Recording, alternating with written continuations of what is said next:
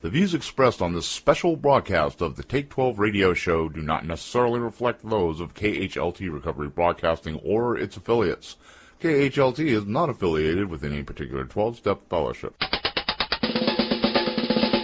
A very scary experience. You know, God is a solution. God, the 12-step. I like where he's going here. Helps the community grow, helps us grow. Monty has done a phenomenal job. Lack of open-mindedness. And you're talking about taking people through a spiritual process and getting them into recovery. Thanks, Monty, and thanks for all your support. We need spirituality to make this thing work long term.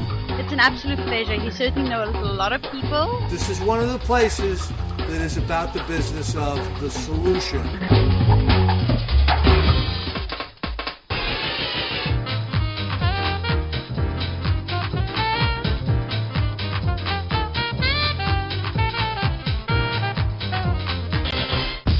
And now, it's the over-opinionated 12-stepologist, the Monty Man.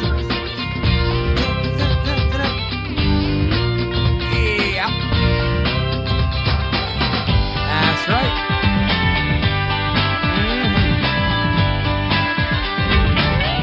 Now, welcome aboard, and thank you for tuning in to Take 12 Recovery Radio. By the way, the only 12-step recovery talk and positive music radio station in the world, broadcasting 24/7 here in the studios of KHLT Recovery Broadcasting on the outskirts of beautiful downtown Albany, Oregon. It's good to have you with us.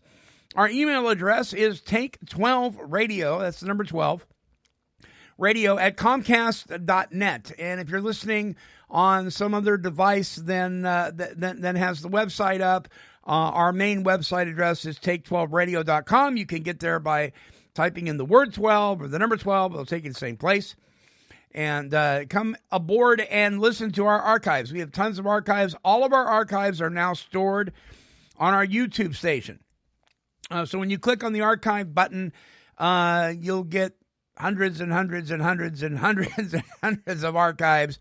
If you know the name of the show, or you're not really sure what the name of the show is that you want to hear, that maybe you listened to years ago or whatever, send me an email, would you? And describe the show to me. I'll be able to send back to you the name of the show and the link on our YouTube channel so you can access that.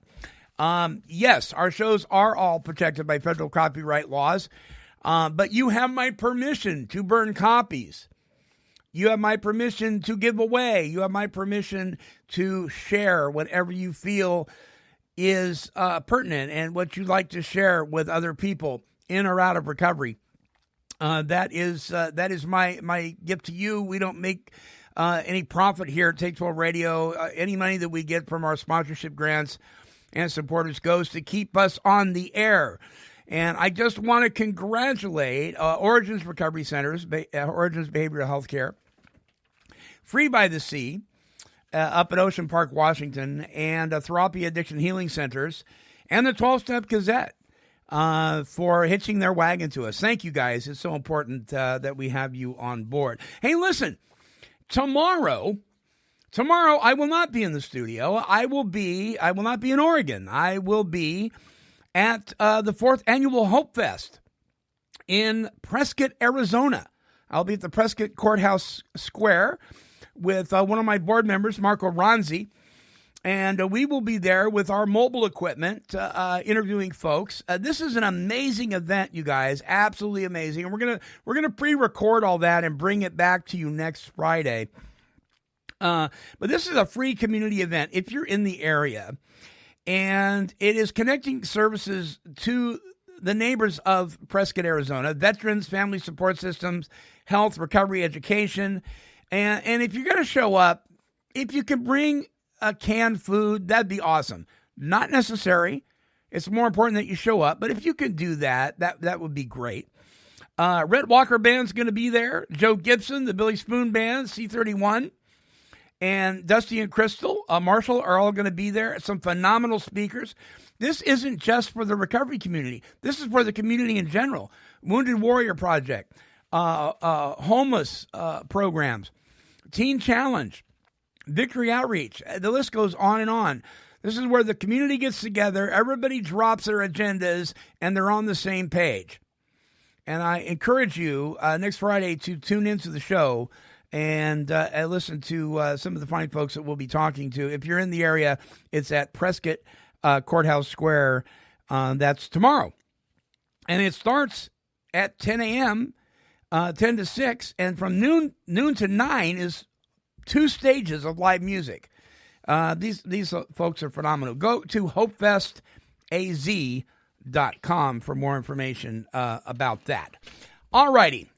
Are you a drama mama? Are any of you guys a drama mama or a drama daddy? Are you just like drama? I've been accused of that, and probably rightly so. But I'll tell you, if you've ever been, and those of you who are listening, if you've ever been a single mom, if you've ever been a married mom, and you have children, and you have walked through the recovery process, whatever that looks like, whether it's a 12-step one or otherwise, and you are working on your sobriety and being restored to sanity and a relationship with your Creator and all that goes along with that, and you have deep in your gut, you have this deep love for your kids, and you want to make sure your kids are okay, and you want to be the kind of mom that you really always dreamed of being, and you haven't been able to do that for some time. You want to stay tuned to this show. You don't want to turn off your computer, your tablet, your PC, your smart device. You want to hold on to this show, and I will guarantee you that you're going to gain some insight. My guest this week has written a book. Her name is Rosemary O'Connor. She's written a book called A Sober Mom's Guide to Recovery, taking care of yourself to take care of your kids. And parents, we got a big responsibility, don't we? It's vital that we take care of ourselves. Well, Rosemary O'Connor, a founder of Recovery Services for Women, got sober in 1999, and she understands the challenges of staying sober and rebuilding a rewarding life. For the past 10 years, as an experienced life coach, Rosemary has helped hundreds of people to bring about positive changes in their personal and professional lives as well. She coaches clients individually and in groups to support, rebuild, and implement structure. Rosemary has developed and facilitates seminars that cover topics, and this is what some of these include: career development, motivation, life transitions, overcoming fears. That's huge, right? Effective communication, healthy boundaries, moms, self-confidence, and step-by-step process to reaching your dreams and your goals. Rosemary serves on the advisory board of Stepping Stone, the oldest alcohol and drug recovery program for women in Northern California, and she is an author with her book, A Sober Mom's Guide to Recovery. Rosemary, welcome to Take 12 Radio. Well, thanks, Monty, and thanks so much for having me here. It's just so great to work with people like you to spread the message that recovery is possible. Yeah, yes. And so many people are missing out, right? For sure. Too many. That is part of it all. Yeah. And hopefully today somebody's tuning in that never tuned in before and didn't even know we existed, and is going to gain some insight here that may be a huge contributor to being restored to sanity and being able to take care of their kids and be the mom they always dreamed of. You weren't the mom you always dreamed of, true? Absolutely true. Nope, I was not the mom that set out to be the loving mom to my children that they deserved. So tell us a little bit about that before we get into your book. Mm-hmm. What was going on with you? And then share a little bit about what happened to move you in the direction of doing the work you do. Mm-hmm. Well, I was separated from my husband. I had 3 small kids. They were 2, 5, and 8. And bottom line is, because of the pain and guilt and shame of, my drinking and a lot of my behaviors, not to mention I was Irish Catholic, and the guilt and shame of being separated and possibly a divorce, I just kept drinking more. I did not want to feel that pain or shame or fear. How was I going to raise these kids all by myself? And long story short, many horrible drinking episodes. One night, I just didn't even come home to my kids. Again, they were 2, 5, and 8, and I was not that type of mom. And I walked in the next morning with throw up all over my dress and still drunk. And what awaited me there was my 3 kids sitting on the couch just with a look of horror in their eyes. And, that was devastating. And so, over my, almost 16 years in recovery, my heart goes out to the moms that are overwhelmed with raising kids and either trying to figure out how to stop drinking or using or stay sober and live, a great life for themselves and their children. So that's where my heart really is, Monty. It's just whatever I could do to help some moms out there. You kind of grip us right in the beginning. You talk about how your own child asked you if you were okay, and how you said no, mommy's not okay, and your son grabbed you and hugged you, and then he ran upstairs crying. That has got to just rip a mom's heart out, right? Well, it still does to this day, just when you were describing that. I mean, it still chokes me up to see the look of horror in a kid's eyes and to know that I caused that. And I'm so afraid to how I was going to change that.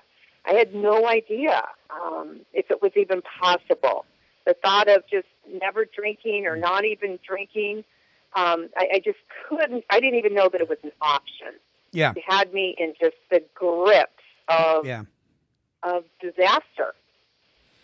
And just so the listeners know, there's a lot of people, a lot of well-meaning people out there. They get into recovery and they decide they want to work maybe even at an even deeper level or a more involved level than maybe even sponsorship.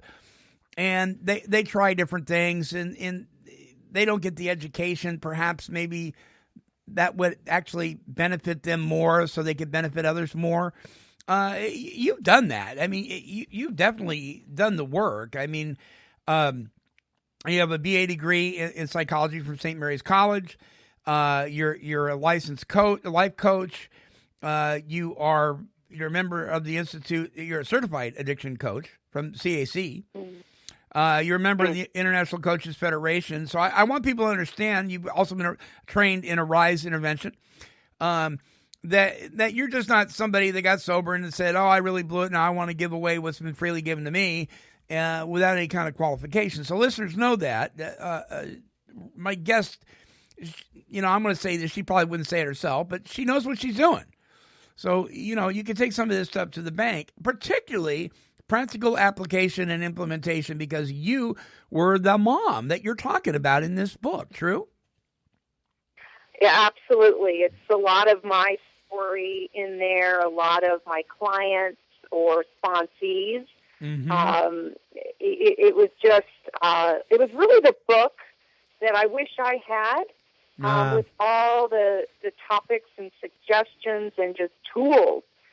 Hazelden, actually, that was the only thing they changed when I wrote the book was, can we give these moms some practical tools to just really enhance their life or get through a tough day? That was really my intention, was how can I help other women? And, I have worked my tail off to live. My biggest fear was I was going to never have fun again in my life, that life was over if I had to stop drinking. And, it's a lot of work. But let me just tell you, I have the life today that I couldn't even possibly dreamed of. And that's true for many clients of mine, many sponsees, and many, many, many people in recovery. It's a lot of work. And I want to help other women do that. Yeah, well, you have a passion for it, and you have the commitment and the determination. One of the things I love about this book, listeners, I get a lot of books, and quite frankly, I don't have every single author on the show. I'm pretty careful who we hitch our wagon to. One of the things that really impressed me right off the bat with A Sober Mom's Guide to Recovery by Rosemary O'Connor is that she just doesn't share the problem. In each chapter, she shares solution. There's things you can do. I mean, it's one thing to say, well, yeah, you got a problem with this and that and the other thing. I don't know about you, Rosemary, but for years people were telling me that, but nobody had an answer for me. And you've done that. Yeah, you've done that really, really well in your book. So let's crack open this book here and go through a couple of these chapters, kind of scratch the surface of a few of them. I found it interesting that right after your chapter 1, Hitting Bottom, you go right into a topic that this was one of my major relapse signs, was guilt. Major relapse sign. Right. I would throw myself under the bus. I almost thought that I was supposed to do that for one reason or another. And now I know the brain of a man operates differently than the brain of a woman.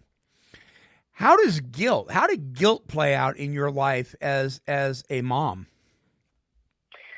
Oh boy, and there's so many levels of that. It was just devastating, and I agree, Monty. I see so many women, that's mainly who I work with, obviously, just relapsing over the guilt or, just the shame, the everyday pain, and not to mention we're parenting like that. And so it was just devastating to feel all the harm I'd caused my kids, and I really thought it was irreparable. I just thought, and I found that that's not true anymore, but we have to work through those feelings.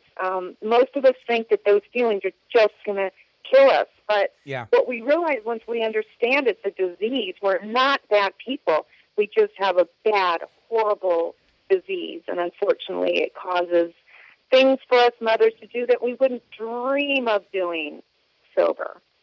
Yeah, and then at the end of that chapter, and by the way, folks, this is a really easy read. It really is. I mean, I get some books in the mail, Rosemary. They're big enough to choke a mule. They really are. And some of them are great books, but man, it's hard to walk through. This is real easy to walk through. And then at the end of each chapter, Rosemary has Sober Mom's Tools for, and whatever the topic is in that chapter. This one is for overcoming guilt. Number 1, make a list of all the things you do well as a mom. Isn't it interesting that when we talk about personal inventories in our respective 12-step fellowships, many times we go to the negative, right? Right.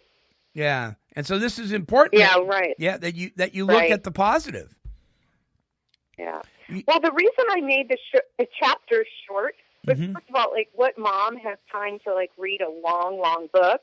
And I just needed the day-to-day tool to, again, things like I said, making the list of all the things we did right that day, or we do right for our kids, because it's so easy to focus on all the wrong things that we do. And we really need to build ourselves back up, because, again, we're not bad people. We have a bad disease. Right, and we were talking. I had Greg Seward on. He's a tobacco specialist at University of Massachusetts. He was talking about, most parents that smoke, for instance, they're not bad people. They love their kids. That's one reason why they go outside and smoke, or they know it's wrong. They know it's unhealthy. They know it's not doing them any favors. They may even know it's a bad influence on their children, but deep down in their heart, they're not trying to hurt their kids. So they go out. More people do it all the time these days, and go outside on the back porch or whatever. People that have issues are loving, kind, considerate people. They love their kids. They're just sick. Right. Yeah. Absolutely. And you say, I love what you said about most women have a PhD in negative self-talk. Right.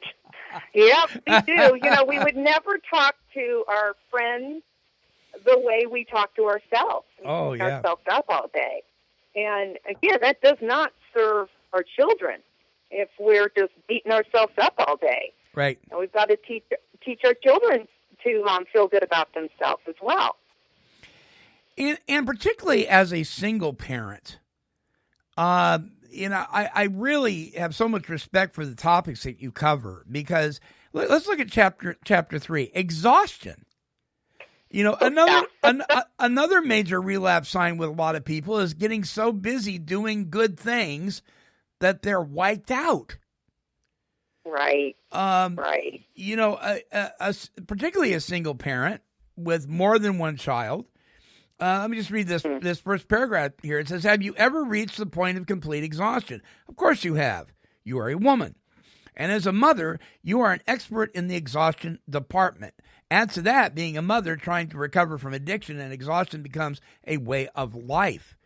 If you're like me, a lot of this comes from our tendency to overdo everything to prove to ourselves and everybody else that we are okay, that we're competent, and that we aren't going to screw things up the way we did when we were drinking and using. Wow, that's putting a heavy, heavy load on yourself, isn't it? Oh, yeah. And it's just, and hence the overwhelm. And again, I see so many mothers relapsing or just having a horrible day because they're trying to do so much. And it's just, many of my clients, and including myself, I had no idea how to take care of myself. I had no idea how to say no to the thousands of requests from my children or from their school, or it's just because I wanted to say yes, because I, wanted you to like me, or I wanted you to think I was perfect. That horrible P word. I hate that word because there's no such thing. Yeah. No such thing. But yeah, the overwhelm, the exhaustion, it just can kill us, literally. There are times that I've witnessed my wife, she's voiced the opinion. She'd like to call the kids' school up and tell them, do you not realize this community is not a plethora of mental wellness? Come on, man. Yeah. Right. Yeah. And the pressure that it puts on our children, all the kids out there are overdoing. It's no wonder they're, using drugs and alcohol just to deal with life. And to learn to slow down is, again, one of my biggest challenges still. And most mothers, that go is going to kill us. Wow.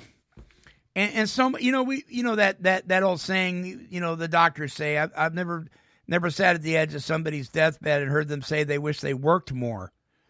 Right. We hear that, we nod our heads in agreement, and then we ignore it and go about doing way too much. And right.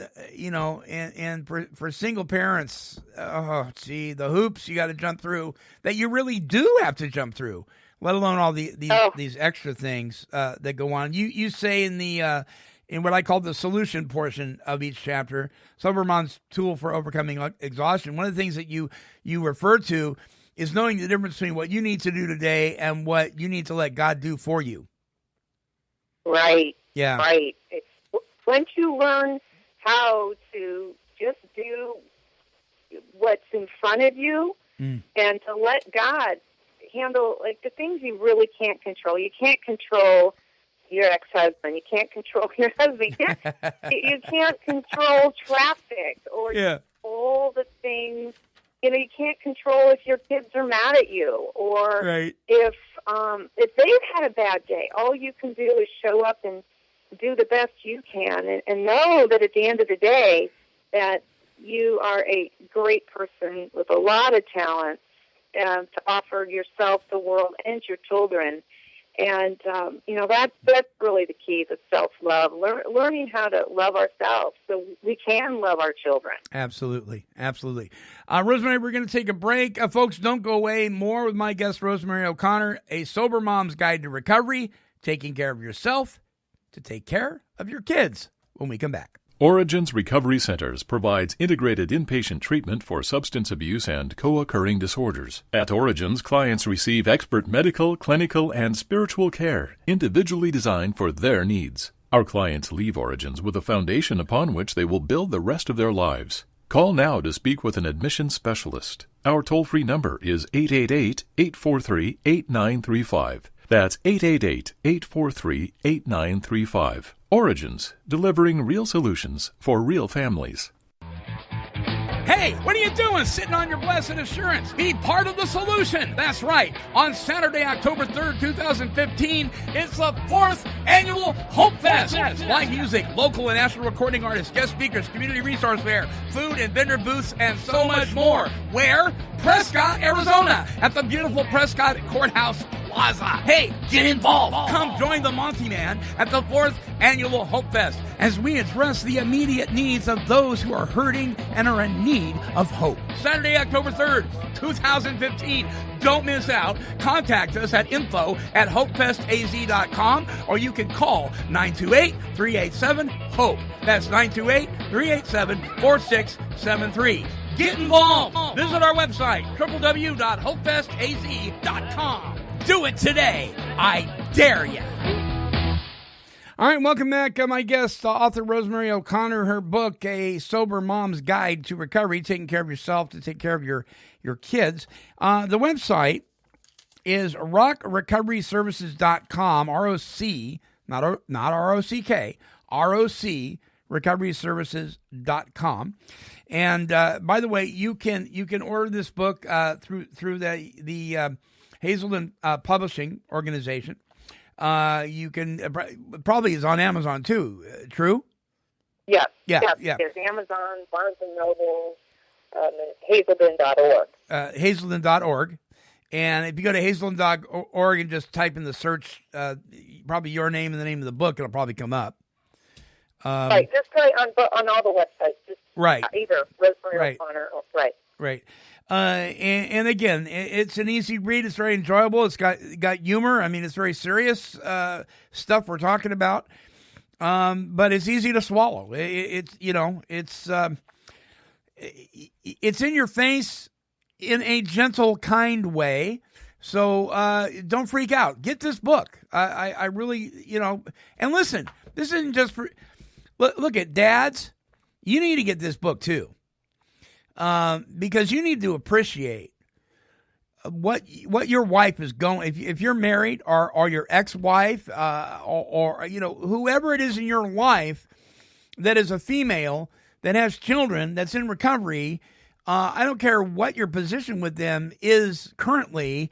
You need to have an appreciation for them. I was at a Promise Keepers rally years ago, Rosemary. And there were a bunch of protesters out in front saying, this is a man-only thing and all this. And the facilitator of the conference stood up and said in front of 65,000 people, women have their place. It is a place of honor. And that place just exploded in applause. And the protesters put down their signs, and it was a great thing. Men, you need to honor the mother of your kids. And I don't care if you're at odds with them. You never, ever, ever involve children in adult issues. You need to honor the mother of your children. You need to get this book. And you'll benefit from it. And don't do this. Don't buy this book and then shove it in your wife's face. I was at a seminar not long ago, and I found myself nudging my wife, like, "Are you listening? Are you listening?" And that isn't helpful. Yeah. The chapter on loneliness. Go ahead. Go ahead. I'm sorry. I was going to say that's what a lot of people told me. It's good for just women. It's good, because there's so many topics that I think us as humans can relate to, the guilt, the shame, I know you were just mentioning the loneliness chapter. Yeah. That's a tough one. People normally don't want to talk about feeling lonely, and I do think it's a universal feeling. Yeah, it is. I believe it is. And you say we need to learn the difference between being alone and loneliness. They are quite different. And anybody that's spent any time in the rooms of recovery have heard people say, or maybe you said it, listeners, I can feel lonely in the midst of hundreds of people. Right. And right. Yeah. Yeah. So how does a mom deal with that? Well, first of all, I do want to just say that, alcoholism and addiction is the thing that wants us to get us feeling bad enough, lonely enough, angry enough, whatever the strong emotion is. So the only solution is to drink, and that's not true. Yeah. Really, it's a feeling that we think are going to kill us, and it's a feeling, and it's basically how do we deal with it? Is the program or recovery gets rid of it for us, and I know most women, moms, we've never been alone. We get busy. We've never been alone because we're afraid to be alone. It's like, who is this person? I don't really know her. And so recovery is a piece of learning to get to know yourself and enjoying your own company. Mm-hmm. And that is possible. That is really possible. And one of the things, how do we get over it? We sit and just sit. And, what's great is a lot of the clients I work with is there's a lot of tools at the end, but you learn to do this. You can be anywhere in the world. And you could be alone or, like I said, with a group of thousands of people, and you don't feel that gut-wrenching feeling of loneliness. Right. I think it's one of the best things that recovery has given me, other than, higher power in my life. It's just that strength of, I'm not alone. I'm not alone. No, we're not alone. And that's one of the main things I want to tell to all the moms out there. You are not alone. You're not alone in your feelings at all. All of us women, especially as women in recovery, we have felt those strong feelings. And you don't have to drink or use. But again, loneliness, overwhelm, shame, guilt are, I would say, the biggest things that people relapse over. Mm. Yeah, no wonder it's part of one of the HALT things. The hungry, angry, lonely, tired deal. It just makes sense. It's interesting because since the very day that I turned my will and my life over to the care of my Heavenly Father, I've never felt alone or lonely by myself, but I certainly have. Right. Because it's like the good Lord and I sit there and we talk, and I don't feel. But man, when I get in a group of people, if my focus isn't right and I'm not spiritually fit, they're just invisible to me. I'm just all alone, and it's interesting how that works. Now, I want to touch on. I love the way you titled Chapter 5. All the other chapters are pretty much one word. I mean, there's a couple that are questions, but you've got, instead of having just one word like spirituality or loneliness or guilt, you've got dating, and then you put a cautionary tale.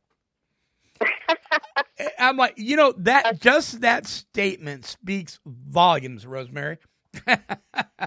Well, I'm glad. I'm glad it does to you. Yeah. Again, talk about relapse. They say the two biggest relapse triggers are romance and finance. Mm-hmm. We don't all come to the rooms completely mature and great decision makers, and especially all the dysfunctional relationships. Well, I know, I'll speak for myself, I've had. Yeah. Well, and there's, you referred to it as a minefield. I can only imagine, especially if you've had horrible incidences of abuse or neglect or abandonment. It can be an incredible minefield, but it shouldn't keep you from considering a relationship in the future necessarily, right? Oh, absolutely. Again, we're all human. We all we all need and want love and partnership. I'd say most of us. And no, but what I learned, and again, what I have tried to teach my clients and sponsees is to really work on themselves first. Mm-hmm. And so they say water seeks its own level. So as you get better, whether it be, physically, mentally, emotionally, spiritually, and financially, those are the people that are going to be attracted to you. And hopefully those are the ones you're attracted to. But we come into early recovery and we're just a mess. Yeah. And, our pickers are broken, like I say. Yeah, absolutely. Absolutely true. In the Sober Mom's Tools for Healthy Dating at the end of this chapter, you say, make a list of the qualities you want in a partner. Now, and I would just really highlight that, now work on becoming that person on your list. Right. What a great suggestion. That is awesome. Yeah, and again, that's that's the work you do, so you get to really meet that partner that you crave in your heart that's healthy, and you can show up for, and that partner can show up for a healthy relationship. Otherwise, it's just, disaster and drama. And talk about the effect it has on your children. Oh, Lord, devastating to bring in dysfunctional people into their lives. Yeah, yeah. And then you have a prayer directive here. Higher self, help me to feel your love and help me to love myself as well. I know you made me lovable exactly the way I am, and that I don't have to be anyone other than who you made me to be. Help me to heal the wounds of the past when I believe that I didn't deserve love. Surround me with safe, loving people. And if it is your will for me to find a life partner, lead me to the person you have chosen for me. So many times we think we're independent folks, men and women alike, and self-sufficient. And the whole core of recovery is that we're looking to understand the fact that we tried that, right? It didn't work. Right. Yeah. Yeah. Absolutely. And it's that's again recovery. All great things are possible, and I think I'll speak for myself and many of my clients is that we don't believe we deserve love, and we believe that if people really knew who we are, that they wouldn't love us. But that's so not true. We get to learn to love ourselves, like I say, warts and all. Warts and all. The bad, the ugly. Yeah. Well, it's who we are, and we're going to be with ourselves a very long time. Yeah. Okay. And better learn to enjoy our company because wherever we go, there we are, right? Yeah, that's right. There's 2 chapters in here that if this was written for me, I would probably try to skip because I don't like to look at them. And I'll tell you this one, and I'll tell you the next one when we get to it. But money. Oh yeah. Money. Oh yeah. Money. One of the things I was going to say, one of the things that I've watched people do is do the reward spending. I deserve this, and they take money they don't have, and they go buy to fulfill something that material objects simply can't fulfill, and the misuse of money and what that does. Money can be very stressful. Right. Oh yeah, and again, we're like the lover, the partner, or right. the drug, the alcohol. The shopping, the things that we're trying to fill that hole, that, like they call it the God-sized hole, so we don't have to fill. And believe me, I made a mess of my money. And back to what I said earlier, 2 big triggers for men and women alike is the romance and the finance. I've learned that we have to have a healthy relationship with our money too, and most people come in just bankrupt practically. And you bet. We've got to learn a healthy relationship with our money, And there's also so much shame around money, and that can kill us too. To learn to do life sober, it's tricky. We need a lot of support and help and people that have walked ahead of us to show us how. And that was my experience. And again, that's what I just want to help women with. Yeah. To have a paycheck with your own name on it, boy, is that self-esteeming. Yeah. I'm thinking about a mom whose daughter is dating a young man. And the young man's parents are, well, let's just put it this way, they're not hurting financially at all. And they've worked very hard for that. Nothing's been handed to them, on a silver platter, but they are financially independent. She is not. She is just a hair above poverty level.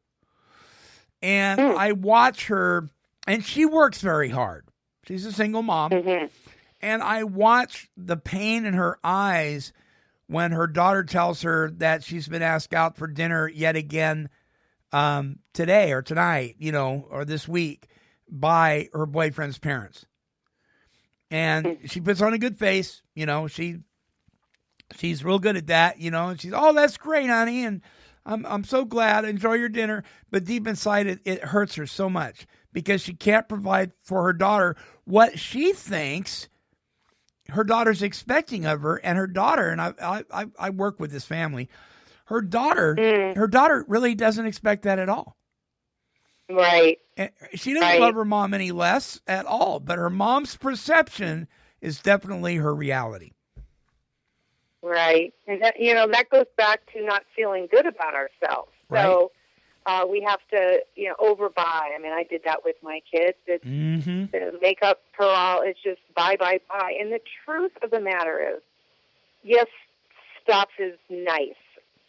But what it comes down to for our children is they just want our time. They just want our love. And if we can give them those two things, at the end of the day, as mothers, we can do that. We might not be able to buy them all the things that we think they need. Again, what's the message we're sending the kids? Have all these things so you feel better about yourself. Yeah. It's tough for the kids. It really is. Well, going back to what I asked at the beginning of the show, are you a drama mama? Rosemary, explain yourself. Got some explaining to do. Sure. Well, my experience, again, women's experience, is that the drama, much like the drug or the alcohol, it can just be so stimulating, and how we get it all in the news, and we create it, and we don't have to do that anymore in recovery. But I don't know, there's some level of the drama that feels good at first until you get really sick and tired of it. We can just take a molehill and turn it into a mountain. Again, it speaks to our emotional maturity. And it can be exhausting. Oh, and yeah. Again, we bring that into our homes with our kids, and we teach the kids all about the drama instead of tools like I have in my book to just really, enjoy the good stuff and not the drama. It's exhausting.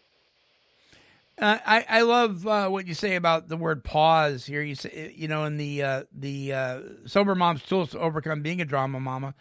Stop in the name of love. Take it over. Diana Ross said it sometimes all we need to do about the drama mama reaction is to just stop and pause. If we would learn to use that pause button, right?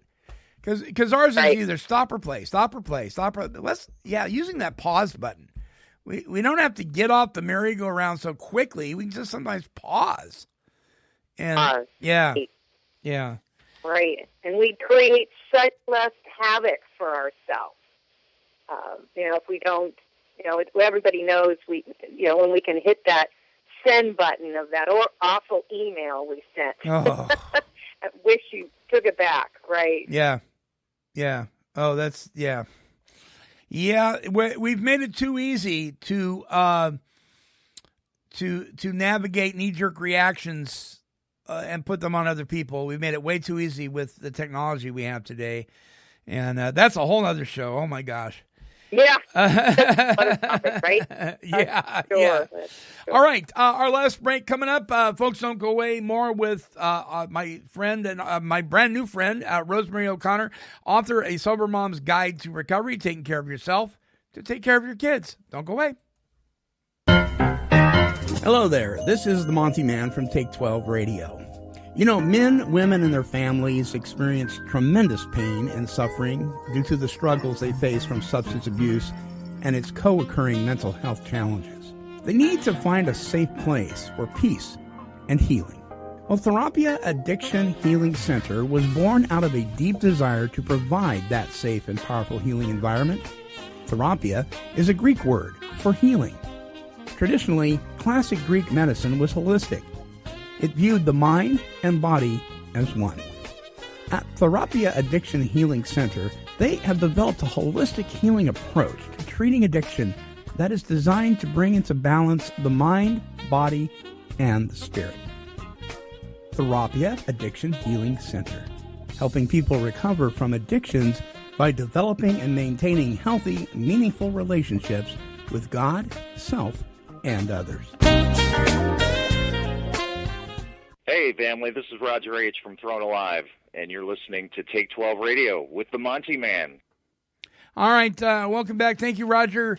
My guest this week, Rosemary O'Connor. The website that you want to go to is rockrecoveryservices.com. That's ROC recoveryservices.com. Her book, A Sober Mom's Guide to Recovery, taking care of yourself to take care of your kids. You can find it at Hazelden. You can also find it on Amazon. I encourage you to go to either one of those sites and pick up this book, even if you're not a mom. At the very least, you will gain some understanding and perhaps be able to pass this book on to somebody that may not be able to afford it. Rosemary, a very disturbing fact that we hear all too often on the news is, violence, sexual trauma, rape, sexual abuse. Sexual abuse doesn't have to be rape. It can be, other things, emotional abuse. One of our major colleges, I won't name them by name, but it's one of our major universities here in the state of Oregon. 1 in 4 women a year at that university will be sexually assaulted. That is not acceptable. Yeah. Not acceptable. Horrible.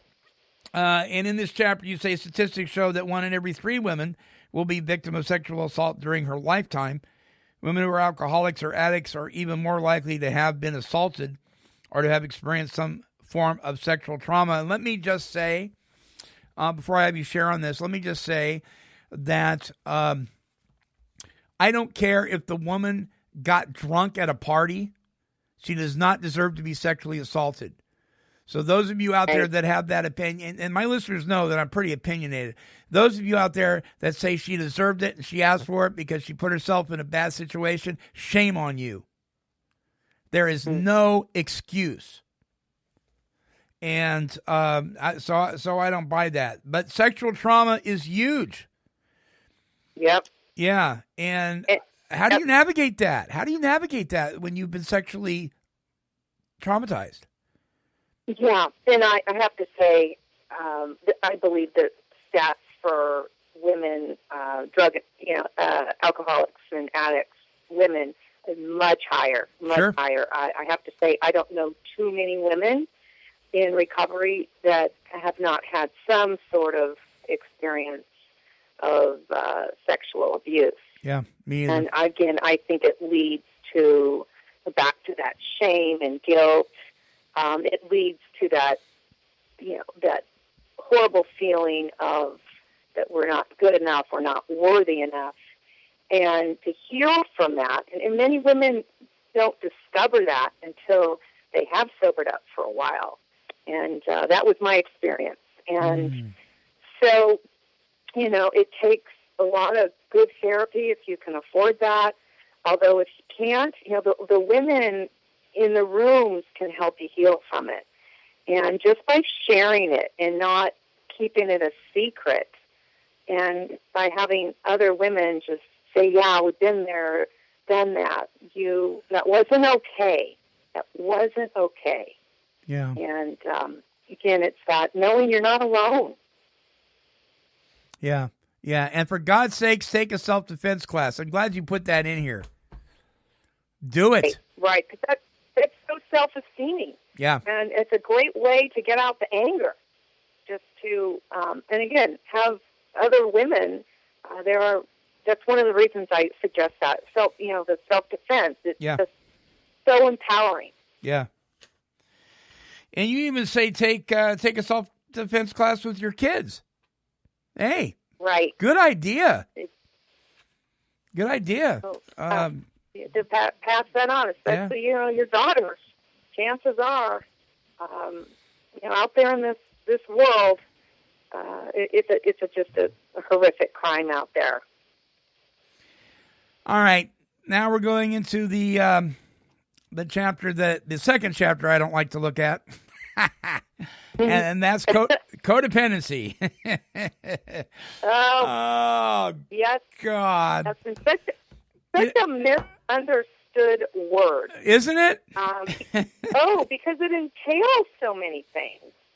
And it manifests itself in so many different ways. Yeah. And basically, codependency for me is the best definition I can surmise for people is doing for others what they could do for themselves, and it actually harms them. It harms you, it harms them, and the relationship between. It's just, and again, it manifests itself in so many ways. Yeah. And it's harmful. A lot of people can, literally, I see people get sick and die over it. And it goes back to just not taking care of yourself. And for women, the biggest one is, saying yes all the time when you mean no. And that's still, like I heard someone say, I've been sober for many, many years, haven't picked up a drink or a drug, but to stay clean from no codependent behavior, I can do about 30 minutes. So, again, it's that for me and my clients or my sponsees, I see it's much easier to tell someone else to do, and then instead of doing it ourselves. I had an author.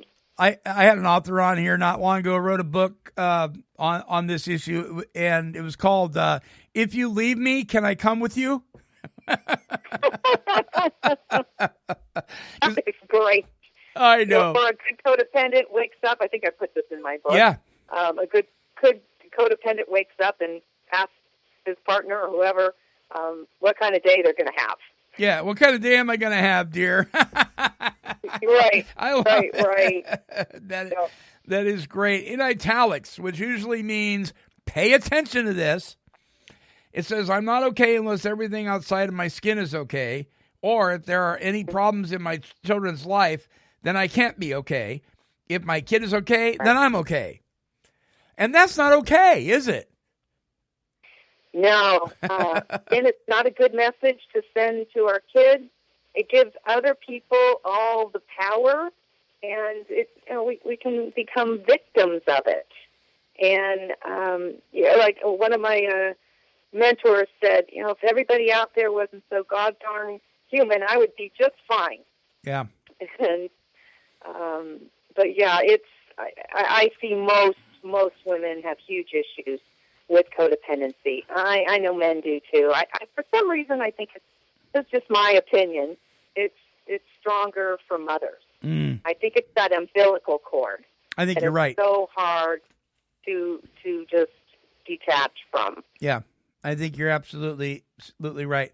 There's many more chapters in this book, folks, and we don't want to give everything away here, but one before we close out the show that I just really loved how you put this together is the chapter on spirituality. Yeah, you know, and in our Wednesday show is very God-centered and very old school and you know, very faith-based. And some people choose not to listen to that show. I get it. Other people absolutely love it. But regardless of, you know, where you stand on the issue of spirituality and faith in God, your creator, your higher power, whatever. The truth of the matter is this is an issue that's not going away. And nor should it. It's just how we approach it is so vitally important. And one of the things that I know, because I counsel people, I do drug and alcohol assessment and support and counseling work in another office. One of the things that I know is just a blaring fact is if you've been mistreated, if you're a woman, if you've been mistreated, if you've been neglected, if you've been abused by a male figure in your raising, growing up, or even maybe even currently, it can be very difficult to understand and comprehend a loving heavenly Father. That can be rough, and people need to understand that and be patient with folks that have gone through this. You say many women new to the program have a problem with the idea of a male-centered God or higher power. Indeed, it can be hard to see yourself as powerful when power has a male face. We find that in most cultures, the images of God are strictly male. Most religious literature uses the male pronoun, and so does the Big Book of Alcoholics Anonymous. It is any wonder, then, that some women make men their higher power. As Mary Daly put it, as long as God is male, males are God. And what I appreciate about this statement you make in here is you're not poo-pooing the idea that God is our Heavenly Father, and you're just recognizing the fact that this can be very difficult. We need to understand that. Exactly. Yeah. Exactly. And, you know, I just think that in recovery, I just firmly believe if you have and develop that connection with something just more powerful than yourself and that's there with you through all the trials and joys, I promise people, this is a guarantee in my book. You seek and your life will drastically change. Yeah. Drastically. Yeah. I see that time and time again with women I walk through the 12 steps or just clients. I'll check in with them, work on that relationship or faith or believing. Their life will drastically change. That is a promise. Yeah, and it's absolutely true. And I truly believe this because I see it happen all the time. And it's like the Big Book says, sometimes quickly, sometimes slowly. Now that's referring to the ninth step, but it can be true in a lot of areas of our lives. If you are diligently seeking, and if you are willing to be open to the truth that what you were doing wasn't working, and you probably need a power greater than yourself that's not, if you're powerless and I'm powerless, 0 plus 0 is 0, So it's probably not going to be another person that's going through the same stuff, but you've got to get out of yourself. And if you're open to allowing a power greater than yourself to do for you what you can't do for yourself, even if you're just willing to do that, any conception of that, as long as it makes sense to you, is fine to make your beginning. Right. The Big Book says that. The whole point is to move on from there, but don't be afraid to make a beginning just because you don't have a clear understanding or conception of who God is. Right. Yeah. It's just to seek it, if you start paying attention, God or a higher power or whatever you want to call it, it is everywhere. I mean, it's inside you, it's in the trees, in the ocean, and nature, it's in other people. If you just start looking for it, it's there. It's whatever it is for you. Again, for me, it's the easier, softer way. And the people that I think fight against it really have a much more difficult time. They do. In their sobriety, in their life. I just say, try it. It's not going to hurt you. That's for sure. Yeah, I love that. It won't hurt you. It certainly won't kill you. Yeah, I mean, we all tried to get sober with our own power, right? Yeah. Or thinking somebody else could do it for us. Right. And right. if that would have worked, it would have worked. It would have worked. So, worst case, you try something different. And like I said, that's the only guarantee I can give anybody. Yeah. And like they say in the room, give it a shot. If not, we'll refund your misery. That's right. And gladly. Life does not have to be miserable. We're here to help others. And, right. Whatever that looks like for you. We're not meant to be alone. Rosemary, we are out of time. Any last thoughts for the listeners? Oh, yeah. Again, the main purpose of my book and the tips I put in there is, moms, you're not alone. Just reach out. Again, in my book and on my website, there's so many resources. Feel free to contact me at any time. I'm here for you. And, everything can be healed, all the wounds. And not only the healing, but there's a fabulous life out there for you. I can promise you that, too. Just don't drink or use and ask for help. Yeah. And, Monty, thank you so much. And absolutely. Also thank you. Hazelden has been so generous with their help and time. And it's hazelden.org if you want the book or if you want any great resources. They're an amazing foundation. You need to get this book, folks. I'm telling you, man, woman, I don't care who you are, child, dog, cat. Folks, you know me well enough to know that I don't recommend a book unless I really believe in it. So you can take that for what it's worth. Go to hazelden.org, HAZELDEN.org, and order your copy of Rosemary's book, A Sober Mom's Guide to Recovery, Taking Care of Yourself to Take Care of Your Kids. You won't be sorry. It won't hurt you. Lots of great stuff in here. But listen, you got to read it so you can learn to apply and implement it. Rosemary, thank you so much for being on the show today. Oh, thank you, Monty. I really appreciate all the work you do. It's been my pleasure. Absolutely. Folks, her website, rockrecoveryservices.com. That's ROC, recoveryservices.com. The book, A Sober Mom's Guide to Recovery. Don't forget to pick up your copy. All right, my friends, remember, do something today that'll make the person you will be tomorrow proud to have been the person you were today. All right? Hey, until our next broadcast, we're wishing God's perfect serenity for you.